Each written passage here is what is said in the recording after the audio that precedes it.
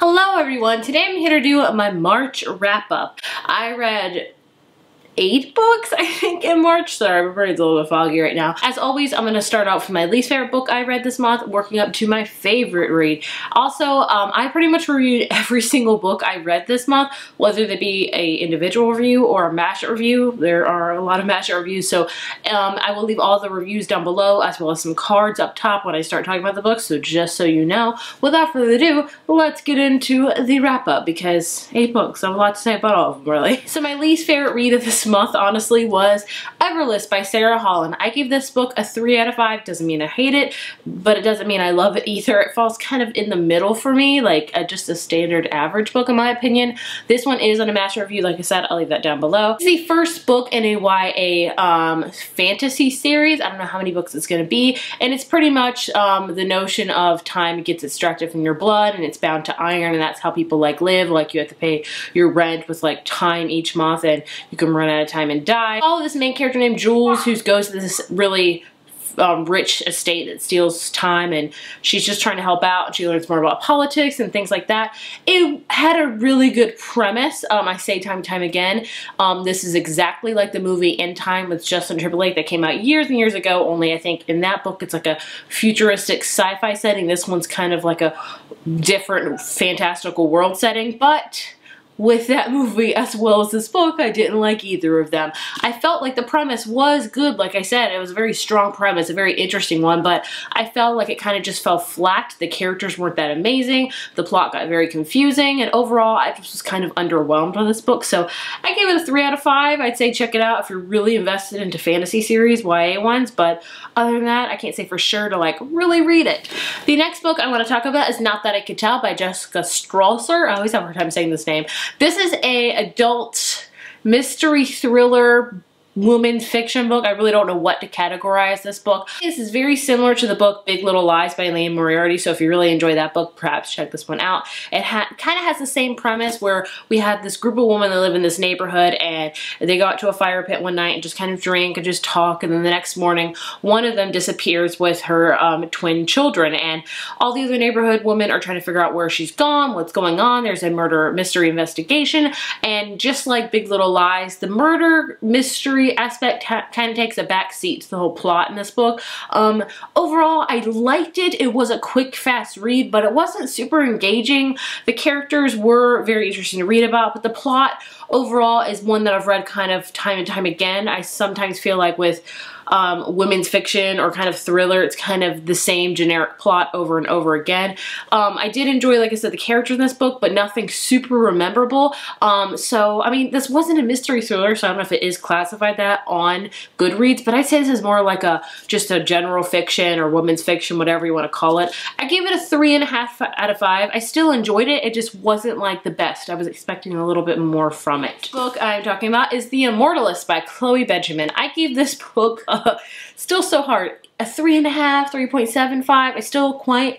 I still can't quite figure out what to rate this. I buddy read this over with Katie over at Life Between Words. We talked on Voxer about it. It was really fun. This is a very dynamic and very interesting read. This is an adult literary fiction book about these siblings called the Gold Siblings. There's 4 of them, and it starts off in the 70s. They go to the psychic who can predict the date of their death, and from there, this book is told in 4 parts. Obviously, each one of the siblings, and we learn how, you know, learning the date of their so-called death really affects their life and their decisions pretty much. So it's a very interesting read. I had said in my review of it that it is a perfect book club read, and I stand by that, because this book, you can have so many debates and so much discussion within this book, because there's just so many things to talk about. Like the psychic, like kind of almost set a course for their life, you know, whether the psychic was true or not on these death predictions, it's for you to find out. But did some of their deaths were some of their deaths caused by, you know, what the psychic had said? Did she send them down on a path? Did they make decisions on their life based on knowing what the psychic said? Like, did she set a premonition for them, or was it like, you know, like a prophecy almost. It's just such an interesting read. I did not like really any of the Gold siblings. Not one of them I super connected with. They each had their faults, and none of them I was like, I understand you completely. So that's kind of a downfall for me, because when I read books I really want to connect with a character, and I didn't connect with any of the siblings. They were all quite not that great, but like I said, it's such a dynamic and interesting read that you're just so invested in it. And I still think about this book constantly because the writing was beautiful and the plot was just so intriguing, and like I said, you just think and think and think constantly. Like, I would recommend this book for the sheer fact of it's just going to make you think and make you ponder and have so many debates within yourself and with other people. So I enjoyed it, and I'm very, very glad I read it. The next book is Surprise Me by Sophie Kinsella. I have a single review on this one, so you can check it out right here. I listened to the audiobook as always with Sophie Kinsella books. I highly recommend that time and time again. They're my favorite audiobooks to listen to. I gave this one, sadly, a 4 out of 5. And I say sadly because a 4 out of 5 is a good rating, but for Sophie Kinsella, I always expect a 5 out of 5 because I just enjoy her books so much, but this one kind of fell flat for me. So, our main characters, Sylvie and Dan, who are having their 10-year wedding anniversary, and they go to like their doctor for a regular checkup. He's like, oh, you're gonna be married for like 68 more years, and they freak out because of that. Like, they have a really big life crisis after that. They're like, who am I? I'm gonna be married to this person for like 70 more years? How is that possible? Like, it's ridiculous. And so they decide to start surprising one another to keep their marriage fresh. And then obviously, you know, they start learning things about each other that they didn't expect to learn, and it's kind of goes from there. The first half of this book is the main downfall for me. I was so annoyed with the fact of how much they were freaking out about how long they were going to be married for. I'm like, when you get married, I hope no one thinks like, this is going to be 5 years, now I'm out, you know? I hope when you get married, you're like, this is going to be for life. You know, I want to be this person until I die. And when they just kept freaking out about how much longer they're going to be married for, I was so annoyed. I don't know if I'm the only one. I'll be honest with you. My husband and I are celebrating our 10-year anniversary. If a doctor would tell me I would be married for if the doctor told us we were gonna be married for 65 more years, we would be like, okay, like, we're expected to be married forever, so what's the big deal? So that was the main problem I had with this book, was just the like midlife crisis they had with it, knowing that, like, goodness gracious, it was ridiculous. But the second half definitely picks up, and you learn, it kind of takes a different plot within this plot, and it gets very much more interesting. You start connecting with our main character Sylvie, because in the first half, Sylvie's quite annoying. She lives like in this bubble, and she's afraid to get out of it and afraid for anything to change. In the second half, she kind of breaks free out of that. So overall, I did enjoy it. As with all of her books, they're just a really fun, good time that makes you laugh and makes you cringe in awkward moments. So I would recommend this one if you're just looking for a lighthearted read. Is it my favorite Sophie Kinsella book? No. But I still enjoyed it, and I gave it a 4 out of 5. The next book I also gave a 4 out of 5 to, and that is The Wicked Deep by Shay Earnshaw. I really enjoyed this book. It's Town of Sparrow, and it's like a cursed town because many, many centuries ago in like the 1800s, we had these 3 sisters, the Swan sisters, and they were accused of witchery, so the townsfolk tied stones to their ankles and drowned them in the rivers of Sparrow. And ever since then, every summer for 3 weeks, these Swan sisters comes back and inhabit a body of a local teenage girl and lure like teenage boys into the river to drown them to their death. So this whole town is really, you know, big on this. Like, it's a big attraction. Every summer it's the swan season, and people really celebrate it. People from out of town come to this town just to celebrate this. And we follow our main character Penny, who lives on kind of an island off of this town, and she has to like take a boat every day to school, and she's really enamored with this curse, and she's just interested in it, and she meets an out-of-town guy named Bo. And I said in my review, this is the perfect mixture of hocus pocus, practical magic, and the Salem witch trials. It's just awesome. I really enjoyed it. I thought the writing was beautiful. It made me want to visit this town of Sparrow, like this really dark seaside town where it's like fog all the time and very mysterious and alluring. And I would recommend this one a ton. This is the perfect book to read in Halloween because we follow witches, and it's kind of about a witchy town and stuff like that. But I mean, be a rebel. Read it in spring. I read it in spring, and I had a great time reading it. So I gave it a 4 out of 5. Would definitely recommend. I haven't heard a ton of people talk about this book, so and needs to be read, so read it. Now we're getting into my 3 favorite books of the month. The first one of that being To Kill a Kingdom by Alexandra Christo. I gave this one a 4.25, 4.5 out of 5.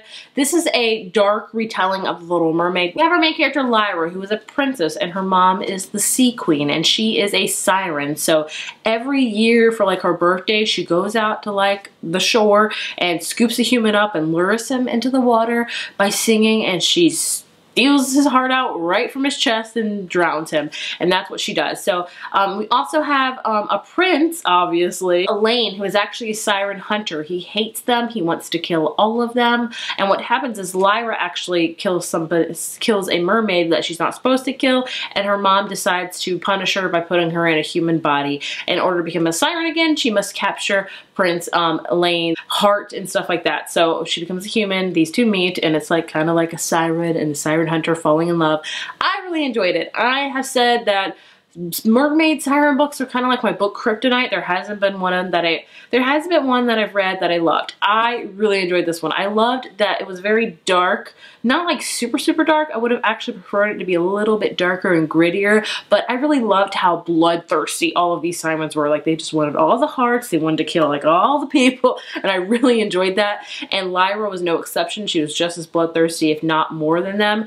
And then of course things happen. She starts to fall in love, becomes more human, but I still really enjoyed it. And I say if you're interested in mermaid siren-y books, this is a definite must read. I liked it, and it is a standalone, which I am so happy about. I should also mention that this one is a standalone as well. So if you, like me, are daunted and kind of annoyed by how many YA fantasy series there are in this whole genre, read these 2 because they're one and done, and I enjoyed them both. And a lot of it is for the fact that they are kind of standalone books. They're one and done. So I like how this was a complete circle. You know, you had a plot start and finish, and it was great, and it ended there. So definitely recommend both of these. Then I have Young Jane Young by Gabrielle Zevin. Another book I wasn't planning to read this month, but oh my gosh, it matches my shirt, yellow. But I'm just so glad I did because I really enjoyed it. This book is a adult literary fiction book, I would say. We follow our main character Avia, and she is a congressional intern, and she has an affair with her married boss, aka the congressman. Of course, the affair comes to light, and the congressman does not take the fall. Avia does, and her life's over before it even begins. So she decides to move to Maine to drop her name, pick up a new one, and start a brand new life, and she has a daughter named Ruby. And then years later, Avia decides to run for public office as mayor, and things start coming to light, obviously. This book is so good. I wasn't expecting it to be so good, honestly. Like, it's told in 5 parts. We actually follow a slew of characters. We follow Avia's mother. We also follow Avia's daughter Ruby, and that's told in all through emails. We also follow Avia as a character. We follow the congressman's wife as she learns about the affair. We follow another character as well. And the last part is told in like choose your own adventure, but you're watching somebody as they choose their own adventure, so they'll have choices and they'll mark out the choice they made, and you can see how that choice affected all their other choices. I really enjoyed this book. This talks a lot about, you know, how the woman often gets blamed when it comes to an affair, and that makes me so mad because it takes 2 to tango, people. I say that time and time again, but I mean, both parties are equally wrong. Why should one party get more, you know, abused and judged than the other party? So it talks about a lot of important things about slut shaming, about, you know, slandering, and, you know, women, you know, being brought down. But it does it in a lighthearted tone, which I appreciated it. It was such a funny, such a quick, fast read that I fell in love with, honestly. So I would give this book a 4.5, close to 5. I really enjoyed it so much, and I haven't heard anybody talk about this book. So if you haven't read it, read it. It's so good. You'll fly through it, and I just can't get over how much I enjoyed this book. And I love the fact that it was told in those 5 parts. I found it was very interesting and very intriguing, and I just love this book. And the last book that I want to talk about is my favorite book of the month, and that is Obsidian. You can't even see because it's so shiny, by Jake Kristoff and Amy Kaufman. This is the 3rd and final book in the Illuminate files, which the first 2 are right here. My headband's pointing at them. But oh, this book, whoa, this was the first time I listened to one of these books. I've heard countless recommendations for the Illuminate Files audiobooks, and I never got a chance to listening to them, but this time I did. I actually I'd say I listened to it in the car, and when I had time, I would listen to it and physically read along with the book. Sometimes I would just listen to the book. Sometimes I would just physically read the book. So I mixed it up, honestly. And I can say, everyone that's saying how amazing the audiobooks are, they are 100% right. Dare I say, it's like even better than reading the physical book. Honestly, if you have time, listen to the audiobook and read along with it. It's so amazing. Like, they are so good at the audiobooks. You have a full cast of characters. There's not like one narrator. No, there's like 20 of them.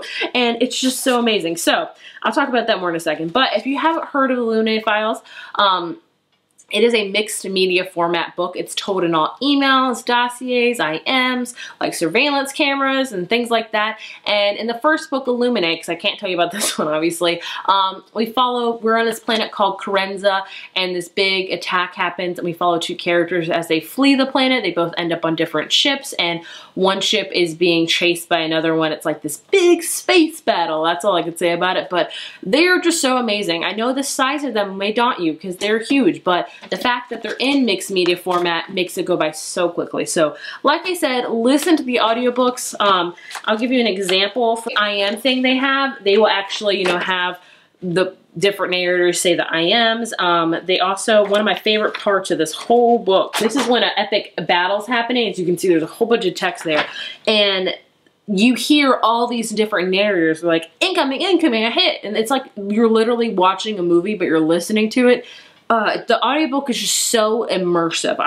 I'm so mad at myself, honestly, that I didn't listen to the first two. I might have to now because it was so amazing. But Obsidian, I was expecting to really enjoy it. I wasn't expecting for it to be my favorite book within the series, but I think it is. I mean, everything just comes to a head. All of our characters meet up, and it's a big battle. That's all I can say about it. But I loved every second of this book. It was a great conclusion to the series. I'm sad it's over, so 5 out of 5. So freaking good. Also, I don't have a review on this yet. I'm actually reviewing the full series as a whole. It'll be coming very, very soon, so just be on the lookout for that. I promise it'll be here because I have so much to say about it. So those are all the books that I read this month. Like I said, a good amount of reading. I really enjoyed the majority of books that I read. I hope you read all these books, and if you have read any of them, let me know your thoughts and opinions. I would love to hear them. And yeah, if you like this video, be sure to give it a thumbs up, hit subscribe, and I will see you guys in my next one.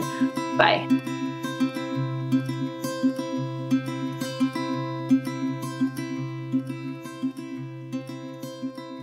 Take your time.